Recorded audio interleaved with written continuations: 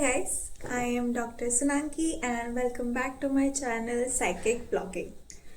तो आज जिस टॉपिक के हम बारे में बात करने वाले हैं वो एक ट्रैजिक लव स्टोरी है involving a Indian guy who is a Bengali just like me and how that love story had later on an impact in the field of psychiatry and psychology और वो आज के ज़माने में कैसे एप्लीकेबल है उस बारे में हम बात करेंगे।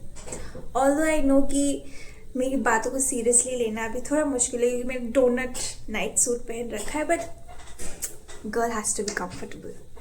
तो कमिंग टू द स्टोरी, तो एक लड़का होता है जिसका नाम जो है मिस्टर प्रोसेनजित पोद्दार होता है, जो वेस्ट बंगाल से बिलोंग करता है एक्चुअली। एंड सिंस हम 1960s की बात कर रहे हैं तो यहाँ पे लड़के के साथ एक लड़की है जिसका नाम है टाटियाना तारसोव, और दोनों मिलते हैं एक डांसिंग क्लास में और जल्द ही बहुत अच्छे दोस्त भी बन जाते हैं।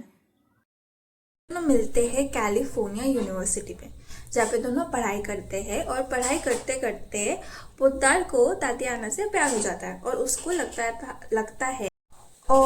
लगता है कि तातियाना भी उससे प्यार करती है, but Tatiana is not in a very serious relationship kind of a mood. She is like कि नहीं मुझे इतना कोई इंटरेस्ट नहीं है तुमसे, और वो उसको छोड़ के आई थिंक कहीं और पढ़ने के लिए चली जाती है। मुझे एग्जैक्टली जगह नहीं पता कहाँ वो चली जाती है पढ़ने के लिए। तो जब तातियाना छोड़ के जाती है तो पोद्दार बिकम्स वेरी सैड। वो अपना सेल्फ केयर भूल जाता है, पढ़ाई पे फोकस नहीं कर पाता है, रैंडम थॉट्स आने लगते हैं उसे। तो वो थेरेपिस्ट के पास जाता है और थेरेपिस्ट के साथ वो सेशंस लेने लगता है। तो उसी सेशन में पोद्दार मेंशन करता है कि he is having thoughts about killing Tatiana. उसको रिपीटेडली ये थॉट्स आ रहे हैं। तो therapist after understanding the gravity of the situation California university के जो ऑफिशियल्स होते हैं उनको इन्फॉर्म करते हैं। वो पोद्दार को बुलाते हैं, पोद्दार से बात करते हैं और पोद्दार बोलता है नहीं ये तो बस मेरे थॉट्स है, ऐसा मैं कुछ सच में तो नहीं करने वाला हूँ। तो ऑफिशियल्स भी सोचते कि अरे पढ़े लिखे लोग हैं यार, एंड आफ्टर सेइंग कि नहीं you have to stay away from Tatiana, वो उसको छोड़ देते हैं।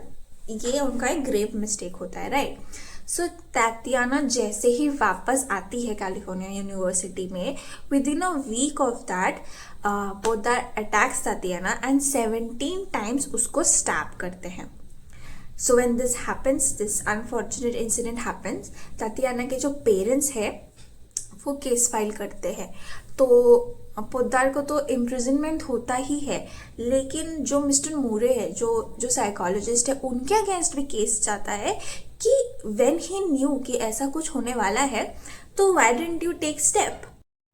तो Supreme Court of California Tarasoff 1 ruling निकालती है जिसमें वो बोलता है कि the therapist or the psychologist or the mental health professional has the duty to warn the victim। वो आपका प्राइमरी ड्यूटी होता है।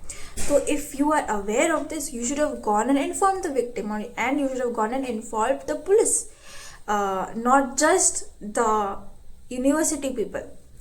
तो लेकिन जो world wide mental health professionals होते हैं वो इसमें गुस्सा हो जाता है कि यार अगर ऐसा रूलिंग निकल गया तो पेशेंट तो कभी ओपनली मेरे साथ जो भी उसके डार्क थॉट्स है वो शेयर ही नहीं करेगा, क्योंकि उसको लगेगा कि यार ये तो जाके बता देंगे ऑफिशियल्स को। तो थेरेपी कंटिन्यू ही नहीं हो सकता अगर वो अपने इनर डार्क थॉट्स वगैरह नहीं बता पा रहा है, which was a valid point. तो इसके अगेंस्ट फिर से टायरसोव 2 रूलिंग निकाला। टायरसोव 2 रूलिंग में सुप्रीम कोर्ट ने अपने पहले वाले रूलिंग को अफर्म करते हुए बोला कि नहीं, duty to protect is included in duty to warn. तो ऐसा नहीं है कि भाई आपका क्लाइंट है तो आप सिर्फ उसी को प्रोटेक्ट करोगे, आपका पेशेंट है तो सब आप उसी को प्रोटेक्ट करोगे। नहीं, जो लोग हैं, जो सोसाइटी, अगर आपको थ्रेट महसूस हो रहा है तो उन्हें भी प्रोटेक्ट करना आपकी रिस्पॉन्सिबिलिटी रहता है। हिंसफोर्थ राइट टू कॉन्फिडेंशियलिटी, जो कोई भी medical professional, not just psychiatry field में, कोई भी मेडिकल प्रोफेशनल फॉलो करता है, लेकिन उसका एक एक्सेप्शन रूल बना कि अगर आपको लगता है कि हार्म टू अदर्स, बेसिकली इसमें तो अदर्स बनता है, हार्म टू अदर्स है, आपको फील हो रहा है, तो you have the right to break this confidentiality. ठीक है।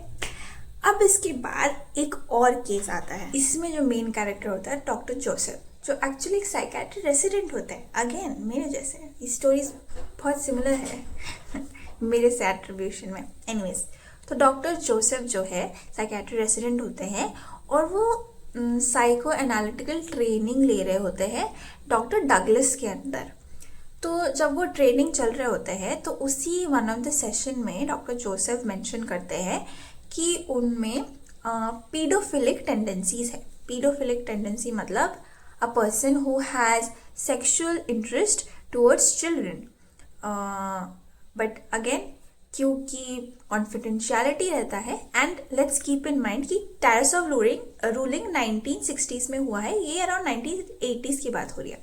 तो 1916 में के रूलिंग में ये था कि अगर किसी पर्टिकुलर विक्टिम के अगेंस्ट आपको पता चलता है कि हाँ प्रॉब्लम है या कुछ होने वाला है, you have the right to go and inform. But इसमें डॉक्टर जोसेफ ऐसे पर्टिकुलर किसी बच्चे के लिए नहीं बोल रहा है, वो इन जनरल स्टेटमेंट दे रहा है कि पीडोफिलिक इंस्टिंक्ट है। तो एज अ साइकोलॉजिस्ट आप किसको इन्फॉर्म करोगे? You can not inform anyone, वो तो बस ऐसे मेंशन कर रहा है। तो इसीलिए साइकोलॉजिस्ट और the doctor here doesn't inform anyone.